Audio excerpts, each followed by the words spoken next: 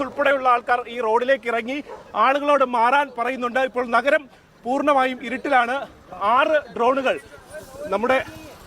6 ഡ്രോണുകളാണ് ഇപ്പോൾ നമ്മുടെ ഈ ഭാഗത്തേക്ക് വന്നിരിക്കുന്നത്. വലിയ രീതിയിലുള്ള പ്രതിരോധ സംവിധാനം, ഒരെണ്ണം പോലും അത് എല്ലാം ആകാശത്ത് വെച്ച് തന്നെ അത് തരിപ്പണമാകുന്ന കാഴ്ചയും നമ്മൾ കണ്ടു.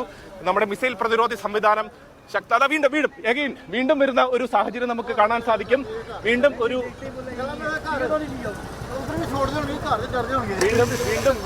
വന്നുകൊണ്ടിരിക്കുകയാണ്. വീണ്ടും അതായത് നമുക്ക് ഇങ്ങനെ തന്നെ നൽകാം. ജമ്മുവിന് നേരെ വീണ്ടും ഡ്രോൺ ആക്രമണം ഉണ്ടായിരിക്കുന്നു. ഡ്രോൺ ആക്രമണം പാകിസ്ഥാന്റെ ഭാഗത്ത് നിന്ന് ഉണ്ടായിരിക്കുകയാണ്. വലിയ രീതിയിലുള്ള പ്രകോപനം വീണ്ടും പാകിസ്ഥാൻ തുടങ്ങിയിരിക്കുന്നു. അതായത് ഇന്നലെ തുടങ്ങിയ അതേ സമയത്ത് തന്നെ വീണ്ടും ഡ്രോൺ ആക്രമണം പാകിസ്ഥാന്റെ ഭാഗത്തു നിന്ന് ഉണ്ടാകുന്നു.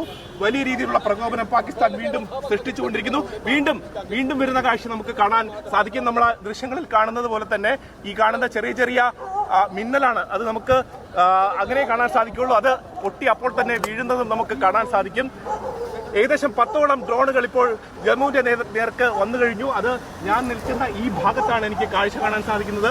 മറ്റ് പല സ്ഥലങ്ങളിലും ഇത്തരത്തിലുള്ള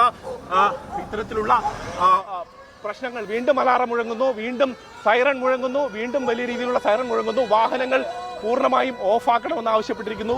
ഇപ്പോൾ ഈ റോഡിലുള്ള ഈ ഒരു ബസ്സിൽ വന്ന ജനങ്ങളെല്ലാം തന്നെ ഇപ്പോൾ ഇവിടെ മാറി നിൽക്കുന്ന ദൃശ്യങ്ങൾ നമുക്ക് കാണാൻ സാധിക്കും. ഈ വണ്ടിയൊക്കെ ഇവിടുന്ന് മാറ്റുകയാണ്. ഇപ്പോൾ വാഹനങ്ങൾ പൂർണ്ണമായും ഇവിടുന്ന് മാറ്റിയിട്ടുണ്ട്.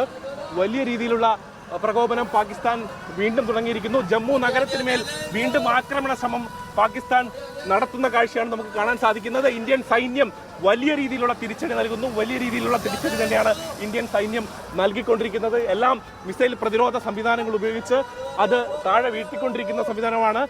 കഴിഞ്ഞ 15 മിനിറ്റായി ഈ പ്രകോപനം തുടരുന്നു പാകിസ്ഥാൻ.